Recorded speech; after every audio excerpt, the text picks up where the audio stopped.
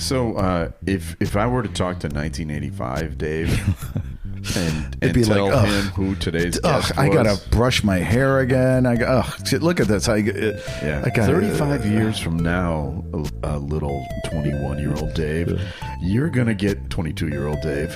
You're going to get actually closer to 23-year-old. Whatever. You're gonna get a chance to interview the Punky QB, Jim-McMahon. Oh my God! It would make me. I will have succeeded. I'm a huge success. But yeah, we were able to interview Jim-McMahon, who, for my money, greatest quarterback in my lifetime. Well, as a Bears fan, we have a pretty low bar on that. But Rick, you're number 4 on the list. Exactly. But very thrilled to have him on. Jim McMahon will be coming up here in just a few moments. But first, listen to this other fine old pie show. This is Minutia Men with Rick and Dave. From your mom's basement. My mother has been kind enough to allow us to do the show from her basement.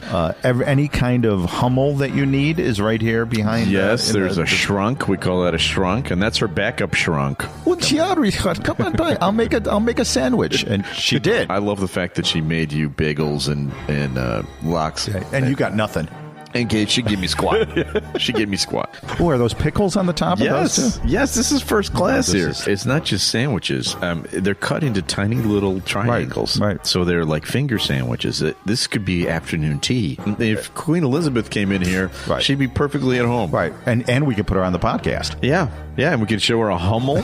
The second class Hummels. The Hummels that are on the bench. We'd bring the first class ones down here. So? Tony Lasano Podcast, an Opie production on the Radio Misfits Podcast Network. RadioMisfits.com. The following is a Tony Lasano Podcast, an Opie show on the Radio Misfits Podcast Network. This is the Minutia Men Celebrity Interview with Rick and Dave. All right, Dave, this week's guest is, the best Chicago Bears quarterback of my lifetime. And you're 187, right? I'm 59 years old. Starting quarterback for the Bears in Super Bowl 20, the one and only Punky QB himself. Please welcome to the show, Jim McMahon. Jim. Hey, good morning, guys. Hey, listen, you probably don't remember me, but we met a few times before. I was the producer of Stephen Gary's show on The Loop. Oh, yeah. And one time, you came in and you guest hosted the show for them. Do you remember that? You came in and you said that's got to be a long time ago. Well, it was like 30 years ago. You were still playing. And here's my memory of it. All right, you were sitting there. You do like an hour and a half. It's 4:15. You look up at the clock and you're like, this goes until 7? And what happened was all of your teammates started calling in. And before you knew it, we had, I think, Bortz showed up and Thayer came in. And it was like an 85 Bears show. It ended up being a fantastic show. But I remember looking in your eye early on. It was like, this sucks. Does that sound familiar? I'm not married to have a real job, so it's... That whole mid to late 80s must have been just this crazy whirlwind for you. You had the best-selling book with Bob Verdi. You had the national commercials. You're on Letterman. You had your own restaurant. But other than the football, what was the best perk that came from being on that team? Did you get always great parking? Did you get an extra pickle with a deli sandwich? What can you think of some perk that you're like, wow, this is great?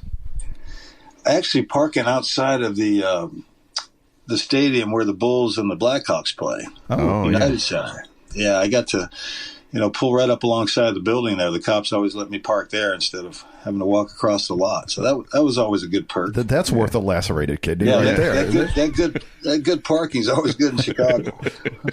That really pays off. Let's talk about the football part too, because you're Rookie of the Year, you're a Pro Bowler, a Super Bowl champ. I saw Jim Covert said you were the smartest player he ever played with. And Dick Butkus said you had the mentality of a linebacker, and he thought you were the toughest quarterback he'd ever seen. And yet, Mike Ditka seemed like he was mad at you all the time. What did you do to him? Why is that? I probably changed too many of his plays. That's probably why he got mad. So that is it, right? I mean, because you were famous for audibling all the time. Well, it's not like I audibled a lot. Well, I did audible a lot, but he got upset when I didn't even call the play that he'd sent in. Those are the ones that really bothered him, I think. Because he'd send in some plays, and, the way I was taught in college, if I see something that I can exploit on the defense, to do it. And he didn't like me to have that kind of freedom, I don't think. Right. I don't know if he thought I didn't understand the game. I don't really know what it was. But I did understand the game. The game is not that difficult. It never really was to me. And, he thought he was an offensive coordinator, which he was not. I mean, he was a tight end. He was a great tight end. I would love to play with him. He was a great player. And had he been in my huddle, I think he would have understood I knew what the hell I was doing. Right. He just thought I did things to piss him off, and I'm out there trying to win games. And, everybody knew, especially early on in my career, 82, 83, everybody knew third and long or second long, we're going to run a sweep with Walter Payton. Right. And I remember my first start my rookie year was against the Lions, and it was third down and long, and sure enough, he calls the sweep, and even the Detroit players knew it. They go, hey, watch the sweep. They had 9 guys to the right waiting for the sweep. And so I called a simple off-tackle play, which it wasn't in the game plan that week, but it's a play everybody knows. And it was just a simple off-tackle play to the fullback going the other way. Because I had 3 guys on 1 over there. So I called it, and my left guard looked up at me and said, 34, what the hell's 34? Like I said, it wasn't in the game plan that week. And I said, Boots, you were running right over you, block that guy. And of course, the Lions all thought we were just bullshitting. And I gave the ball to Suey. He gets 9. I think it was 3rd and 7. He got 9 yards for a first down. And I'm coming back to the huddle, and Noah Jackson grabbed me and says, do you got any more surprises for me, youngster? And I said, well, I'm not running into a brick wall. Just keep your ears open and run the play I call, And then Walter grabbed me. This is the only time Walter had ever said anything to me on the field. He says, keep doing what you're doing. Because I don't want to run into that either. Well, think about that. I guess nobody ever changed the play before I got there. It was just ridiculous. But think about the fact that Walter faced that for years and years and years, that everybody knew he was going to get the ball, and he still set the record for most rushing yards. That's how great Walter Payton was. Right. I couldn't believe when I got there. I said, you've been here for 6 years already running behind this? Yeah. How can you walk anymore? Right. I mean, I'd give him the ball. I'd hand him the ball, and I'd watch him make a 30-yard run that only gained about 2. Right. He'd go from sideline to sideline just bouncing off people. And I'm trying to throw blocks one way or the other. And I'm like, damn, where are you going? But, yeah, it's amazing to me how well he was able to play and then not miss games. I mean, he only missed 1 game in 13 years. Yeah. I mean, hell, I missed a game every week, it seemed like. Is he the best football player you ever saw? Yes, without a doubt to me. I mean, he could do it all. I mean, he could run, he could block, he could throw, he could kick. He had great attitude. Just a great teammate. Never, like I said, he never said a word to me in the huddle, like give me the ball, none of that kind of stuff. Never pinched your butt? Oh, yeah, he pinched a lot of things. He was kind of famous for that. He's still the strongest guy I've ever met in my life. I mean, he's just, 208 pounds of rock, and just a hell of a lot of fun to be around. Just an absolute tragic. Yeah, now, were you in contact with him while he was sick? Did you? Did you have any? I saw him. I think just before he might have announced that he was sick, because I said, "Man, what's going on here?" When I saw him, and then he announced, he had the problem, but that was very tough to see. Same with Steve McMichael right now. Steve's going through. This ALS, and it's crazy how it just eats up the body like that. I mean, he's still very sharp. He knows what's going on. He just can't really relate that, and it's just eating him up. Yeah, it's tough to watch. Rick and I, we were in college in 1985, and we're just going to say something right here. We spent a lot more time researching the Bears than we did at any of our college, when we were there. But that Thursday night game, and I remember we were watching it, we had this crappy, real shitty little 12-inch black and white TV and this absolute dilapidated shanty that we were living in. Exactly. And you threw, those glorious 3 TDs, against the Vikings. I'm pretty sure that my girlfriend got so excited that I actually may have even gotten laid that night because of you. So thank you for that. I don't think I've ever. Attaboy. Did you do it right anyway? Yeah, Well, let's not get carried away. It wasn't a 3 touchdown performance, if that's what you're asking. It was more of a 1 touchdown performance. Right. One and done. It was an extra point at best, but. You didn't go for 2? No, not even back then. I couldn't do it. Obviously that was, I wouldn't say a game of a lifetime, but do you have any memories of that game? Because it was just on our 12-inch black and white TV, you were Michelangelo, man. Yeah, it was just unbelievable. Do you have any memories of that game, or how? I remember it. I can remember stuff that happened 35 years ago. Ask me about yesterday, I'll have a problem. But I just remember that it was a big game, even though it was early in the season. Yeah, because they were 2-0, we were 2-0, and they're in our division, obviously. And I don't think we'd ever beaten them. I think we beat them up there the year before. That's the only time that we had beaten them since I'd got to Chicago. And it was a big game. I had Joe Namath was doing the game. He was my idol as a kid. And I just remember they came to Chicago that Wednesday to watch our practice before we flew up to Minnesota. And I had just gotten out of the hospital. I spent Sunday and Monday night in traction at the hospital for my neck and back. And I also had a turf burn that I got on I think it was my left or right knee, I can't remember. But my calf had swelled up so bad because of the turf burn. And I had all kinds of issues. And then I didn't participate in the practice. I sat up and watched it with the Monday night crew. And they go, "Hey, aren't you going to play?" I go, "Yeah, I'm going to play." They go, "How come you're not at practice?" And I'm like, "Well, our offense hasn't changed in the 4 years I've been here. I don't think I'm missing anything." I bet the coaches love that when you say that, right? I guess he was a little pissed that I was sitting there chatting with them rather than being over there watching. But anyway, we get up to Minnesota that night. We have a team meeting, and he tells me on the plane, "You're not playing." He says, you haven't been to practice. You're not going to play." I said, "Okay, fine." So we get to the hotel. I just stayed in my room when they were having a meeting, and I'm icing my leg and my back. And one of the coaches came up and said, "Hey, he's mad that you're not at the meeting." I said, "Well, why do I have to be at the meeting? I'm not playing," he said. So I ended up having to go down to the meeting. He, cussed me out in front of everybody. And so the next day I get up or throughout the day, I'm not feeling that bad. It's amazing what adrenaline will do for you when you get close to game time. A lot of those little nagging things seem to go away. And then, plus I'd had, I don't know how many painkillers and muscle relaxers in me. I also had some needles. So I was feeling no pain when we got to the stadium. And during pregame warm-ups, I was throwing the hell out of the ball. I mean, I was winging as good as I've ever wung it. And I went up to him. I said, "Hey, man, if you need me, I can play tonight." He says, "You're not playing. Get the hell out of here." You missed my meeting. Yeah.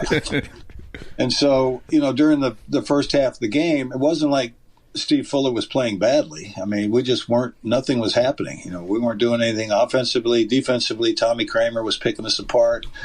And it just wasn't the same team that I'd watched for the first 2 weeks. Guys coming off the field with their heads down, and so I just kept bugging the hell out of Mike. Just that whole first half. I don't think I let them be. And then the first series of the second half, they came out and scored, and we went 3 and out, and that's when I really got in his face. And to this day, I'm convinced the only reason he put me in is to get him away from him. I was just, it's the only way to shut you up. I was driving him absolutely nuts. And he finally said, "All right, damn it, you're in." He goes, "We're going to do this." And he gives me a play. It was actually a screen pass, and I actually called the play. And as I get the snap from the center, everything unfolds. I see blitz.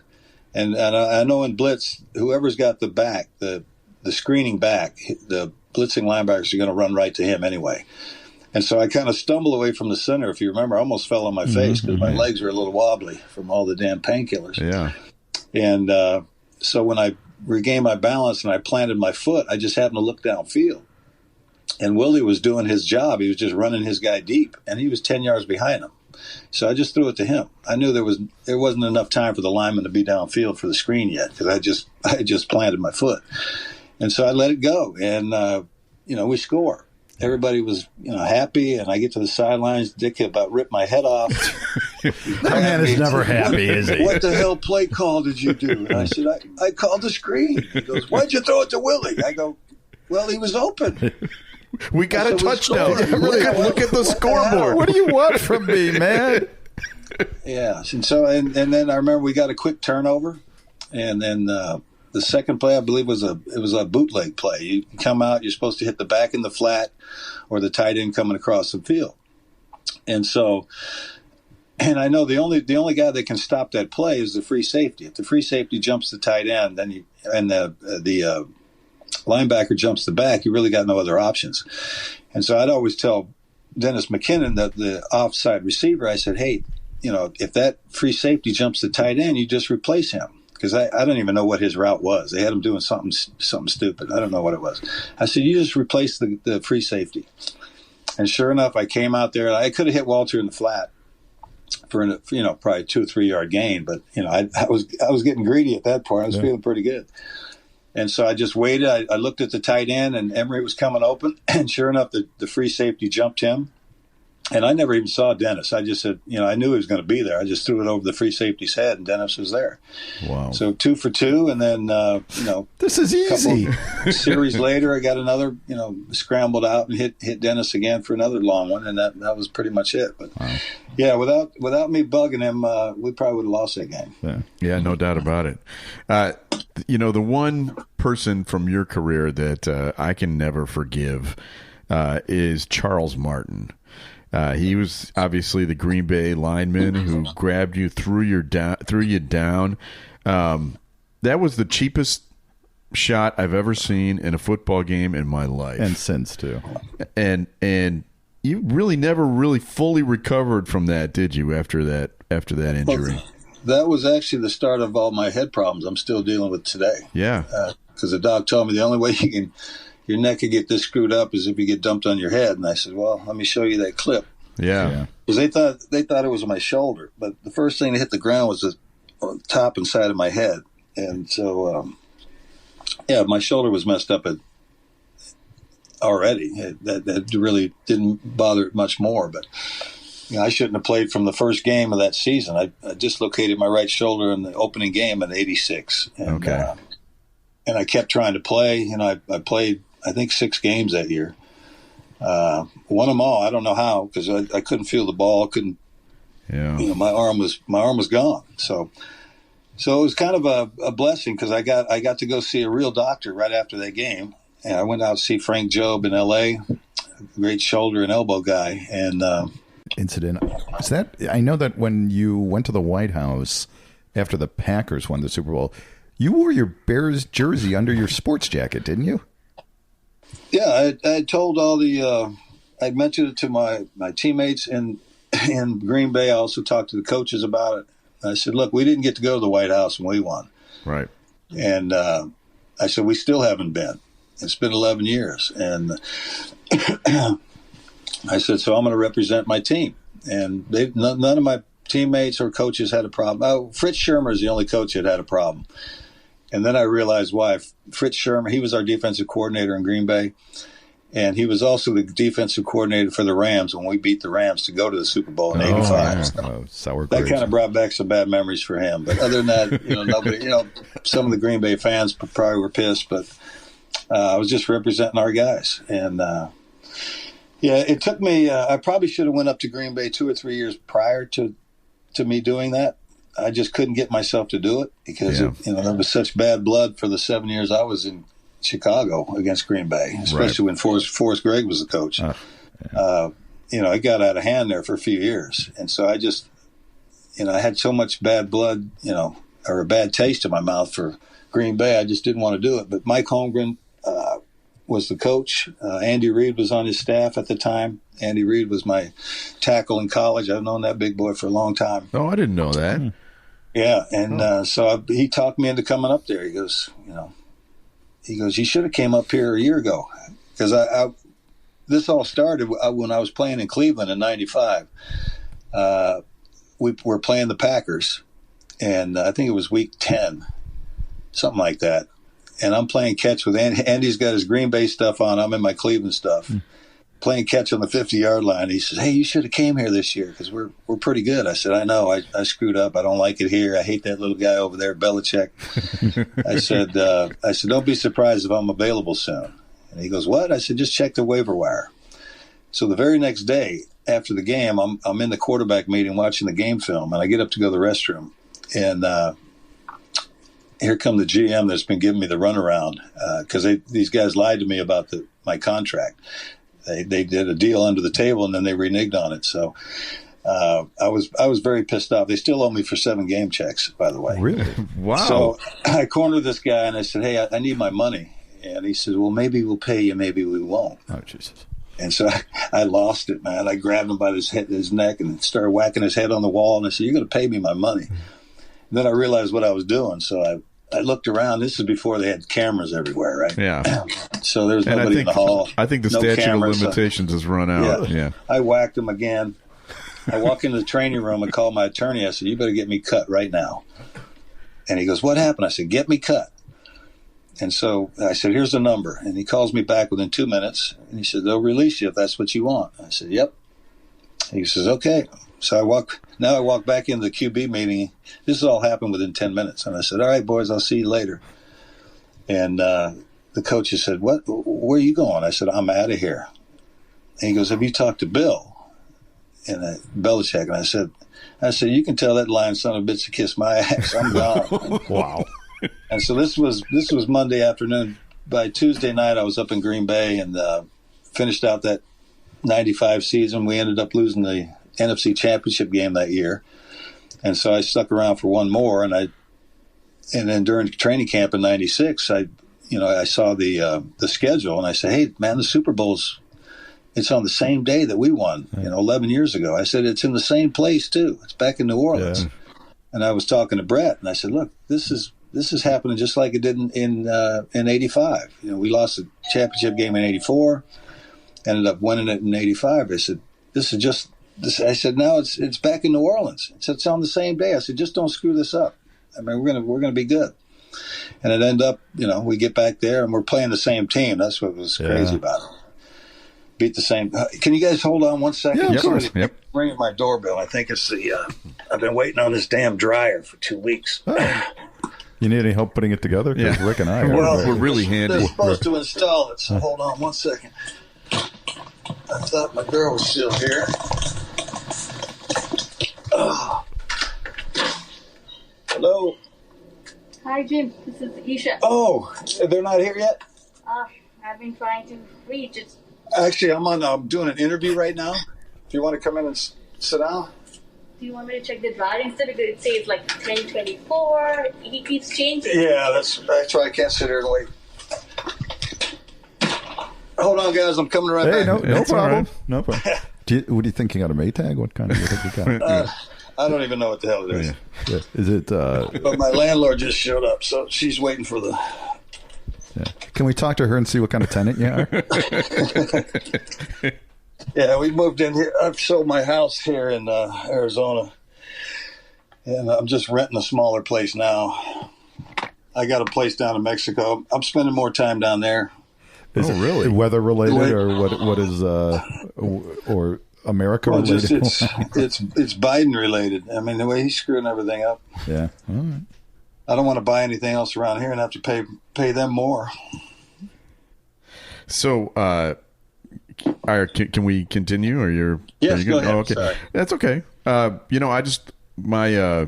You were talking about the wearing the Bears jersey and everything, which is something that you're going to be famous for in Chicago forever. It's wonderful. It's something we'll never forget.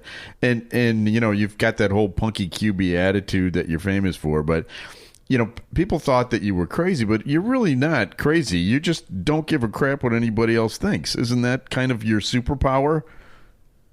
That's how I've always been. I mean, why let people? I mean, people that criticize you, most of them don't know you for one. I mean, right. I've never tried to. You're never going to make everybody happy, so you can't worry about it. And I've been that way my whole life. I don't care what people think. They thought I was nuts. So what? I know I'm not nuts. Well, sometimes I am, maybe, but the guys put around your landlord on the phone. We're going to see. We're going to really tell if you're nuts or not. The guys around me in my huddle, they knew what the hell. They knew that I knew what I was doing, and so that's why they played the way they did for me, because they knew that I understood, and I understood their pain as well. Our offensive line never got the credit that they deserved. They did something that was never done before. They led the league in rushing 4 straight years, and it was never done before or since, I don't think. And that's a credit to those guys. Well, they were great because everybody knew we were going to run it, yep. And we were still able to lead the league in rushing, and that's an unbelievable feat. Jimbo Covert finally got in the Hall of Fame. Yeah. It's taken forever. I think there's the other four other guys probably could be on there too. Yeah. Keith Van Horn, and I think the best move the Bears ever made was taking Mark Bortz, who was drafted as a defensive lineman, and they moved him to offensive guard, and so he played offense like a defensive player, and that's what you need. You need nasty guys on the offense because you're playing against nasty guys, right? And so he brought that attitude back to that line, and Kurt Becker was another guy that brought attitude up there till he got hurt, and then Tommy Thayer replaced him. But Jay Hilgenberg was Pro Bowler for 12 years. Yeah. He's not in the Hall of Fame. I mean, I don't get it. Yeah, that's a good. He should definitely be in there. Well, he should be in the Hall of Fame just because he had a heart attack while playing ping pong and continued with the ping pong game. Do you remember that? Yeah, that's right. Well, now he's smaller than me. All he does is jump rope now. I mean, he must weigh 180 pounds. Yeah, he does. It's hard to believe that he was I wouldn't an mind NFL taking center. a snap from him. Wouldn't mind taking a snap from him now. He doesn't have that big, fat, pimply ass anymore. Yeah, you've seen a lot of men's asses, haven't you, in your career? Unfortunately, yeah. So, before we started taping, you mentioned that you're having some foot issues. You have had how many surgeries now? Well, the foot was going to be my 20th surgery. It ended up being 22. I had to have 3 surgeries because I had an infection. They talked about cutting my foot off. Man. Every doctor I showed these pictures to, they said, you're going to lose your foot. And now they see it and they go, whoever did that did a hell of a job to keep your foot, because, I mean, the big wound is finally healed, but the foot, it was frozen in one spot for 6 months, so now it just doesn't want to move. So I'm having a tough time breaking up the scar tissue and trying to walk. Oh, man. So you can't even play golf anymore, huh? Well, I played up in Tahoe this year. I kept my streak going. This was 33 years in a row up in Lake Tahoe, and the only other guy that's been to every tournament was Jack Wagner, the actor. And I said, look, I'm not letting an actor outdo me. I'm playing. They said, because I went to them early in the week. I said, I'm going to need a cart. And they said, oh, we don't do carts. I'm like, okay. They said, you don't have to play in your streak. You keep your streak. I said, no, you have to play to keep your streak. So I said, I'm playing. So if you want me to hold up the whole tournament, I'll crawl to my ball if I have to, but I'm playing. So they after all, so it was like pulling teeth to get a cart. I said, look, I'm not going to win the damn thing. Let me just get to my ball, keep my streak going. And I promise I won't come in last. And I didn't. I don't know. I was down low, but it wasn't last. So you did an entire round, 18 holes? I played 5 rounds that week. Holy shit. Wow. It was. I'd play the round and go ice my foot all night, but man. Well, I said, hell, it's only golf. It's not like somebody was hitting me in the back while I'm out here. I said, I played games feeling as bad as this. Well, I guess that's a good point. Can we? The last thing I wanted to do with you, can we do like a lightning round? Just ask you a couple of quick questions. Just tell us the first name that comes to mind when we throw something out at you. All right. We'll start with the best quarterback you ever saw.